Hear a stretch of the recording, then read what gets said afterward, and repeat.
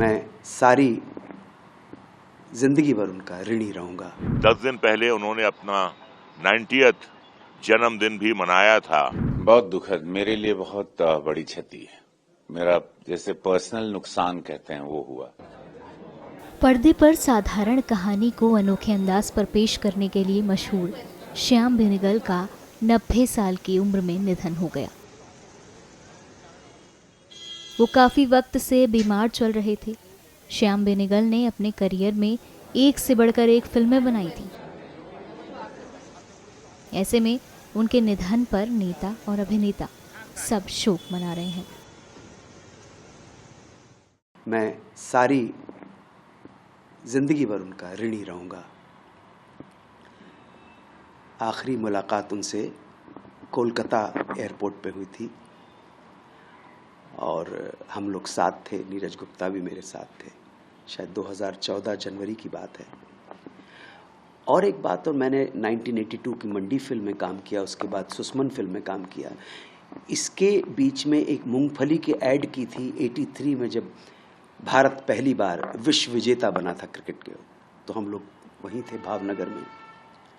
और फिर सरदार फिल्म के शायद एग्जीक्यूटिव प्रोड्यूसर थे श्याम बाबू, श्याम भाई, ग्रेट श्याम बेनेगल। और मुझे ये बताते हुए अत्यंत प्रसन्नता होती है कि कह के, इन्फॉर्म करके, मैं प्रत्यक्षदर्शी गवाह हूं, मुझे जो पेमेंट था उसका 3 गुना दिया गया है पेमेंट। धन्य हो। कह के, फंड थे, ले लो, मुझे मिला है, मुझे बाकी के लोगों की बात नहीं। और मुझ जैसे अगर तुच्छ व्यक्ति को मिल सकता तो बाकी सब लोगों को भी मिला होगा। मैं ऋणी हूं, कर्जदार हूं। यादों में हमेशा श्याम भाई हमेशा रहेंगे। बहुत बड़ा हमारा नुकसान है, हमारी क्षति है, लेकिन फिर भी ये कहूंगा कि उन्होंने भरपूर जिंदगी जी। 90 साल की आयु थी उनकी।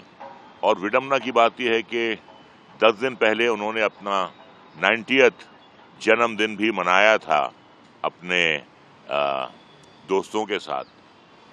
और सिर्फ उन्होंने न्यू वेव फिल्में ही नहीं बनाई, बल्कि उन्होंने हिंदुस्तान को बड़े अच्छे कलाकार दिए, जैसे शबाना आज़मी, स्मिता पाटिल, नसीरुद्दीन शाह, गिरीश कर्नाड, ओम पुरी, अमरीश पुरी जी, रीमा लागू जी।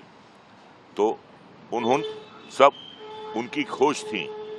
ये सारे कलाकार उनकी खोज थे और उन्हीं की फिल्मों में काम कर करके ये चमके। तो देखिए, जाना तो सभी को है, लेकिन 90 साल जिए, अच्छी अच्छी फिल्में बनाई और बहुत ही सज्जन पुरुष थे। बड़े धीमे बात करते थे, मुस्कुराकर बात करते थे। कभी उनमें कोई घमंड, गुरूर नहीं था।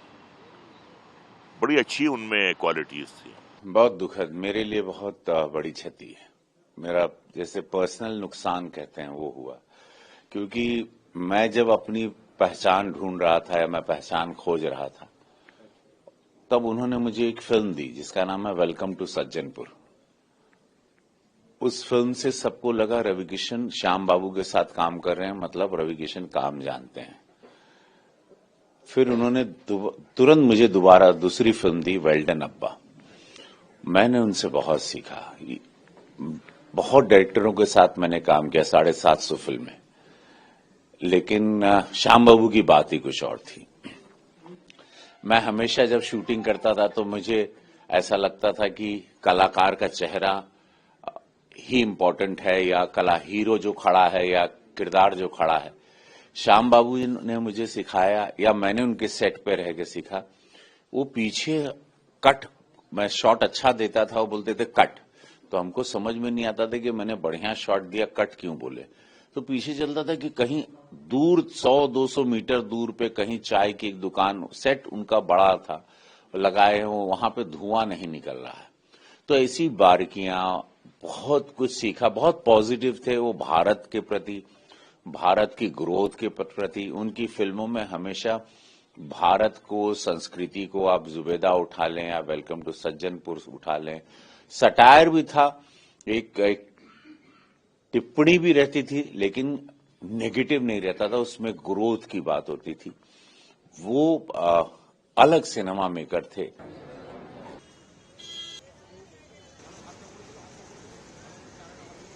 न्यूज नेशन अब व्हाट्सएप पर खबरों के ताजा अपडेट के लिए न्यूज नेशन के इस QR कोड को स्कैन करें।